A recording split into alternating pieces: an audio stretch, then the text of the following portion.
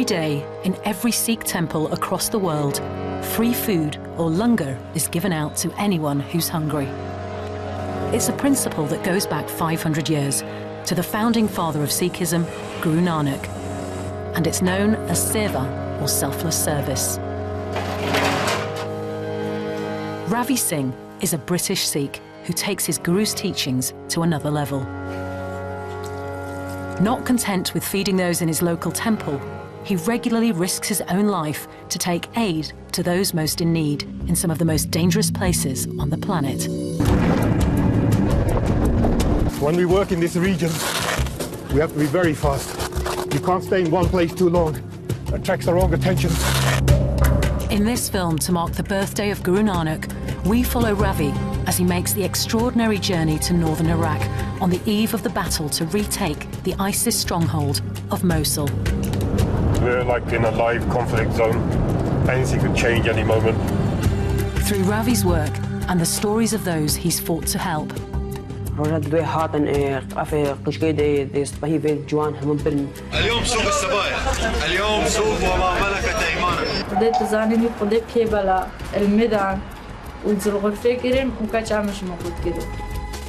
reveal why he puts his life on the line for the Sikh teachings at the heart of his faith.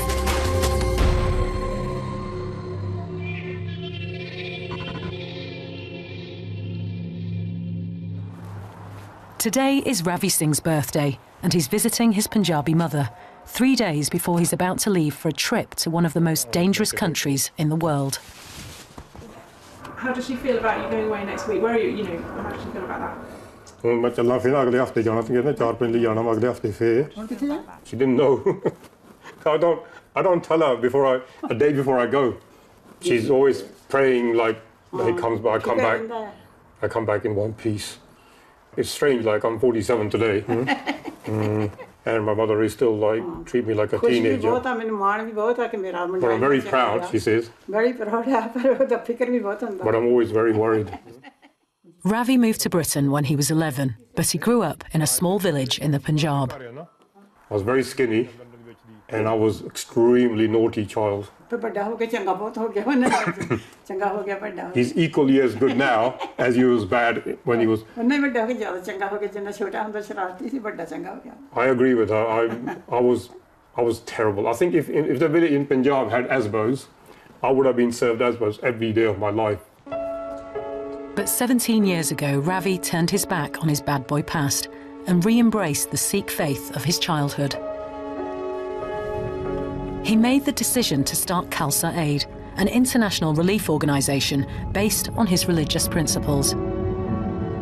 Now, every few weeks, he and his team travel to the world's disaster zones, from earthquakes in Nepal to floods in the West Country.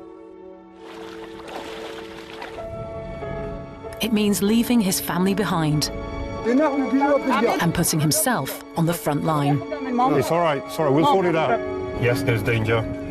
Is it worth the sacrifice? It's worth it for me, because it's the calling within. Ravi has made it his life's work to put his Sikh ideals into action, not just in his local Gurdwara, but wherever help is needed most. And in 72 hours, he'll be in northern Iraq, a country about to face one of the greatest humanitarian crises of recent years.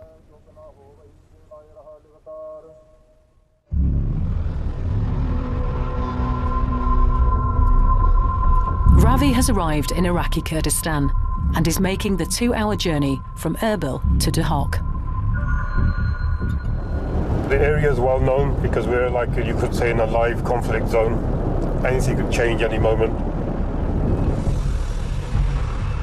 It's a route that takes him within 30 miles of one of the most dangerous cities in the world, the ISIS stronghold of Mosul. Mosul's on our left, we're veering towards the right to Dohuk. Mosul is still under ISIS occupation control, so we have to be careful. As Ravi makes his way north, coalition forces are preparing for an attack on the ISIS capital. The final countdown for the Battle of Mosul is underway. Major General Rupert Jones says Iraqi forces will make the move within the month. Peshmergas and Iraqi forces, they're trying to, cut all the roads to Mosul, so they don't get any more supplies from Raqqa and other places, so they can, eventually attack.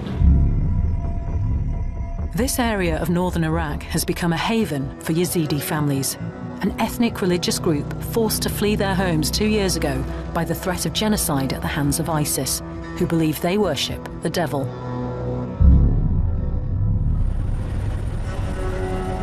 Summer 2014, and a humanitarian disaster is unfolding in Sinjar, in northern Iraq. Thousands of Yazidis are fleeing the Islamic State, their men being murdered, their women being taken into sexual slavery. It was an event that brought their plight to global attention.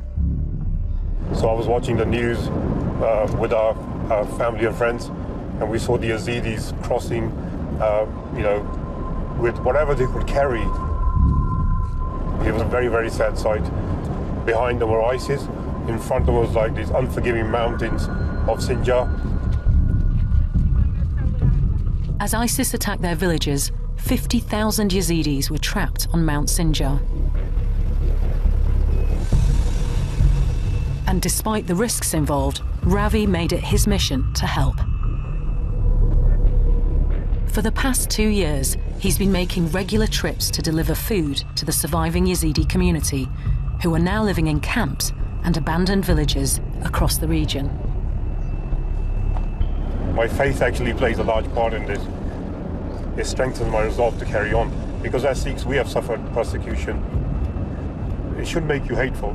It should make you even stronger to serve others, so that you can try to help those suffering what you have suffered. Hello Susan, it's me, Ravi. Are the food supplies loaded up? Are they ready to go, yeah? Yeah, they were ready. I just did. Okay, all right, we'll be there soon.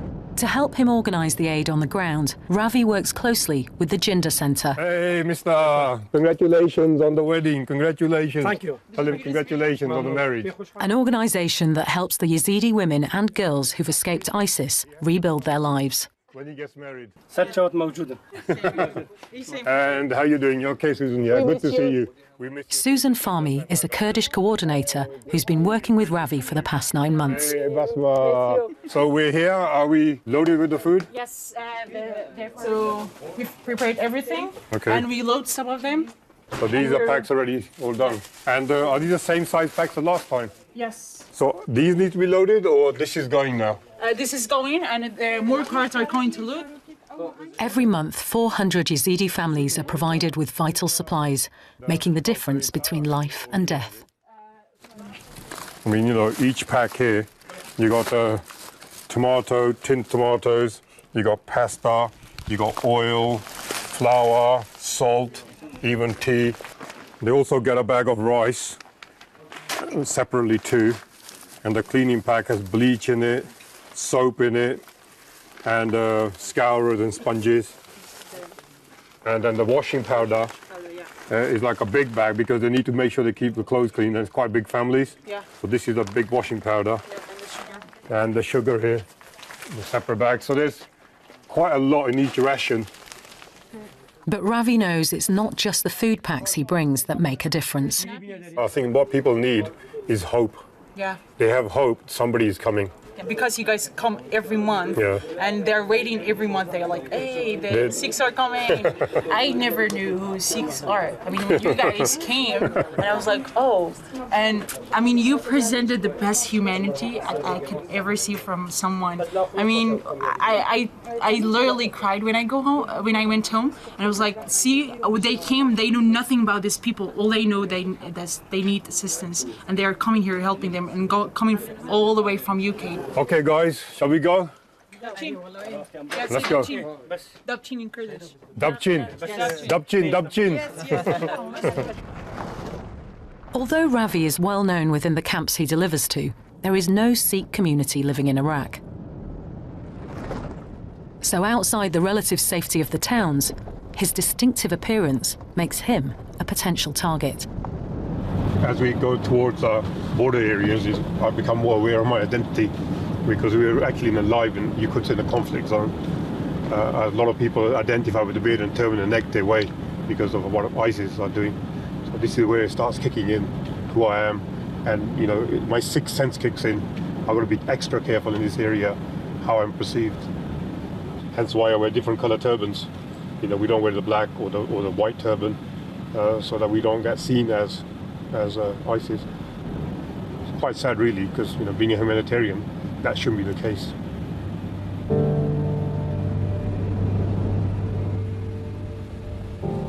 The first camp Ravi is visiting is close to the Turkish and Syrian borders. The Yazidis living here are all from Kocho village, which was attacked by ISIS in August 2014. Most people who are going to come here for this food are women on their own, and they're from a village called Kocho, and the village, basically the men were slaughtered by ISIS. Almost all the men were slaughtered. So they don't have real breadwinners in the family. So majority of the recipients of this food aid will be the women who survived the massacre. And this is why it's very important to give food here. It's estimated that at least 300 men and 80 older women were shot by ISIS in Kocho village. The younger women were taken away into sexual slavery. Sarah was one of them.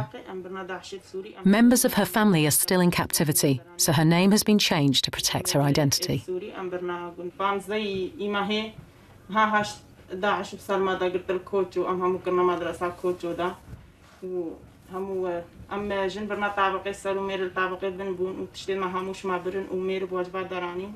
After being taken by ISIS, Sarah and 2 of her children were held in Raqqa in Syria.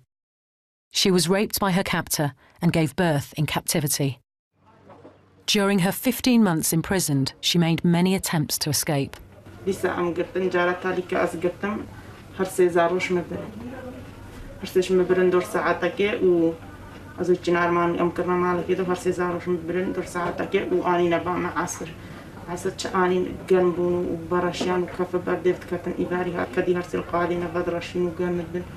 ما برنا مستشفى يمكن مستشفى غن كتشكيل مليون بود تختورا فحسكرن وتشتو داني دا كتشكل بان مدام مرتشعمتشو وهادو قدي برنا غرفة سر تختورا قوة شعدا عبان سارو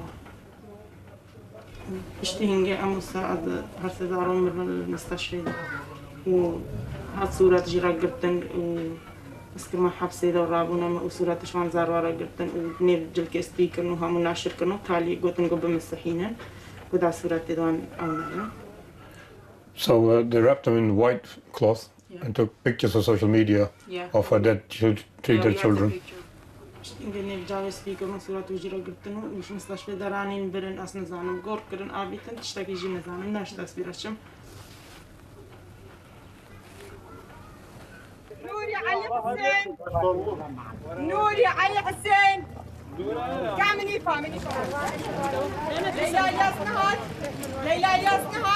Every single family here has suffered hell with a very little response from the global community. It's disappointing, actually. What I personally feel, because the Yazidi community don't have anything to offer to the world, like to the Western powers. No oil, no economic gain. So like anywhere else in the world, when you're weak, when you're poor, when you're a minority, you don't mean much. So nobody really cares. But for Ravi and those who support the work he does, the poverty and political insignificance of the Yazidis isn't what matters. I'm so proud of my community. Honestly, they never said, not one person said, don't help them, they're not Sikh, you know. It's just 100% unconditional support. So it makes me really proud to be who I am. And that strength comes from our faith when we say, recognize the whole human race as one. And there's also that concept of, in my faith, Sarbat Dapala, which means well-being of all. We say it every day in every prayer. So we put it into practice. You want me to help you? Yeah? Where you want to take these? Where you want to take them? Where? I'll help them.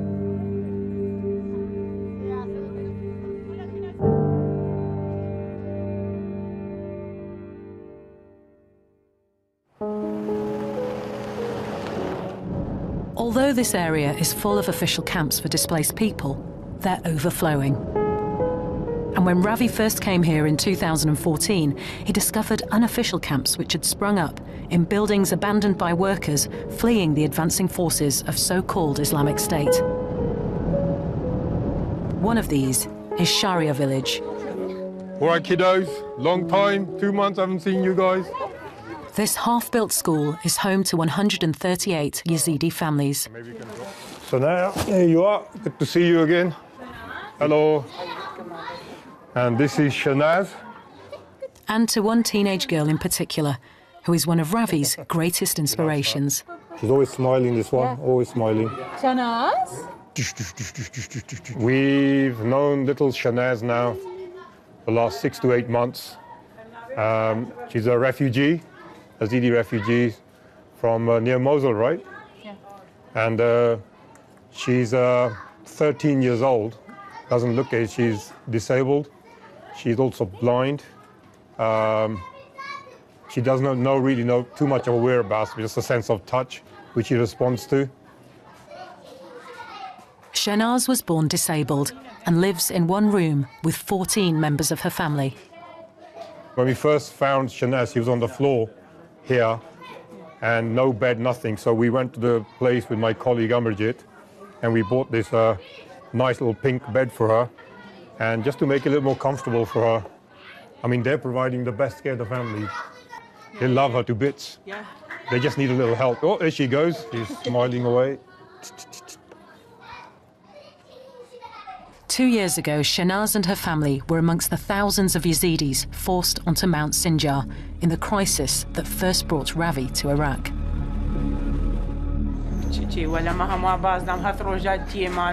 In 48-degree heat, facing starvation, and with ISIS behind them, Shanaz's mother Bahar had to carry her daughter to safety.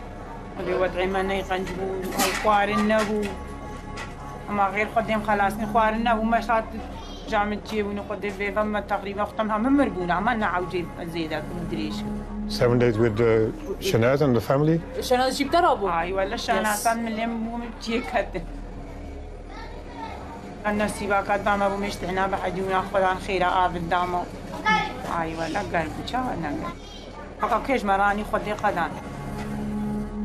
It's very tough. I can't imagine what they've gone through. People see refugees as young guys, you know, doing this, doing that, but nobody really sees the suffering, the disabled. Yeah. How do you carry a severely disabled child across the burning mountains to seek refuge in the nearest building like this school? For Ravi, meeting Shanaz is a privilege and an inspiration. We're really busy. We deliver food, we pick up food, we deliver. And then when we came to see Shanaz, everything just came to a stop in this room. It was like that. Time stood still. Everything, nothing else mattered. We carried on deliveries with other people. We went to buy bed for Shanaz. Hurry, hurry, hurry. For me personally, seeing someone like Shanaz, it really reawakens the spirit to do even more. Hey, you're right. No selfies today, huh?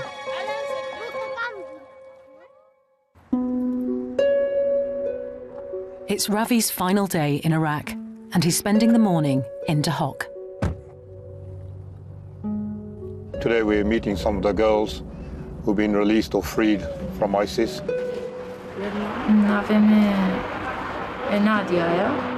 And also a couple of boys, young boys, suffered a lot. We're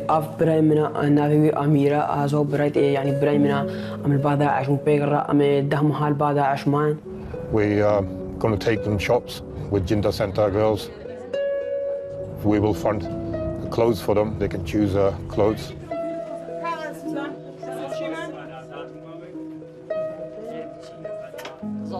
It's not really much. It just gives them a little break from that daily routine because nobody really asks them how they are, what happened to them. And this way they come into the city, they get taken to the shop, they buy some clothes. it's not just about delivering food and stuff, it's also making them feel a little bit more human as well, like, you know, that personal touch that we do care. Amir and Ahmed Amin are brothers. They were captured by ISIS when they were betrayed by a local Muslim who gave their location away when ISIS invaded their village. أمبرنا التدريب سر دربان سر سلاح عوان ومقطعي سرج كرنا بيشمات كرن وقوتنا ما جو هرنا أمي واشنا دارت العربي. Nadia, whose name has been changed to protect her identity, is the mother of 5 children. She and her 11-year-old daughter were taken into sexual slavery.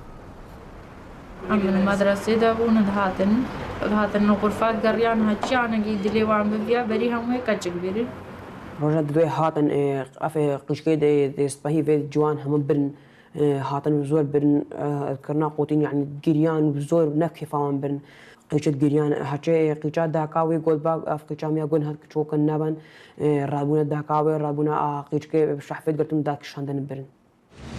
ISIS held regular slave markets to buy and sell Yazidi girls. اليوم سوق السبايا، اليوم سوق وما ملكت أيمانك، اليوم التوزيع. إن هنا جي قاضي مازنون وهنا جي يعني وصار قاضيون، هنا كاجي يعني هنا كاجي دماء ومستروتنا يكودوش وربيع وبازار الصار ما تشيت كده.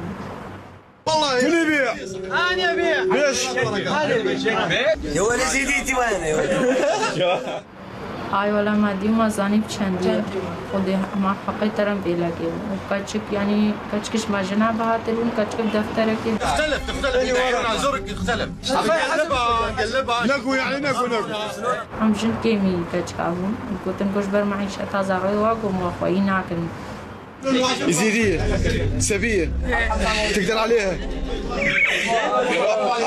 قضية يعني تقريبا فكرة مكبو سروان بس يعني مقالك حاولان تناقه موان ما كانش حاولان بو مو براخو كل ما مخو يعني قالك فكرة وان أما تشتغل فكرة خناك مش فكرة خبابيج. It's estimated that 3,500 Yazidi women are still in captivity. Nadia's 11-year-old daughter is one of them. She doesn't know where she is.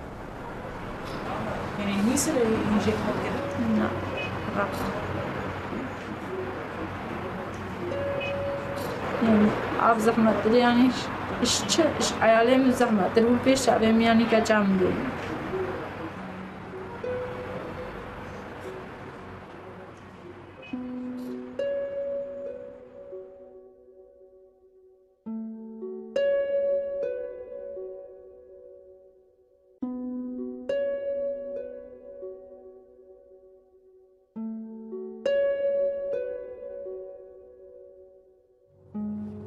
You get humbled by their bravery, their courage, and they carry on.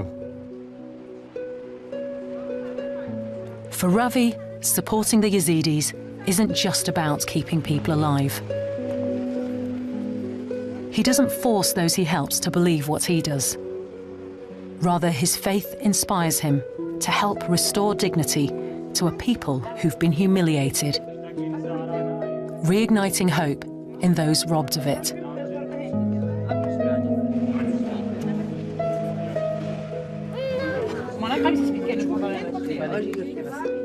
These young guys had a horrific tale. They were held captive and trained to behead people, and they still tell us through the translation when they close their eyes at night, they still have visions of their captors. The amazing thing is, these guys didn't just give up. They run a little shop in the camp, all sorts of bits and pieces in there to make a living. So they are budding businessmen. They've gone through hell, and yet they turned out to be right gentlemen. And honestly, win my heart over these guys. We're going to help them as much as we can.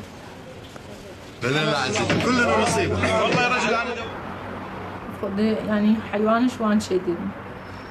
خدي يعني تشند يعني فان سمعتا يعني إسلام يجيش كنا عندي. يدجنا من دولة الإسلامية فنا دولتك أو نا هم نفسها وحشان نفسها كلامنا. خدي كلام جي مجي كلام جا مدرسة كأشكي زيادة دي. بس كلام شو ده استعبت كرين وتبرنا غرفة كده وهتانا دي يعني تشونا باله زوجان يعني شو أفنا جريمة.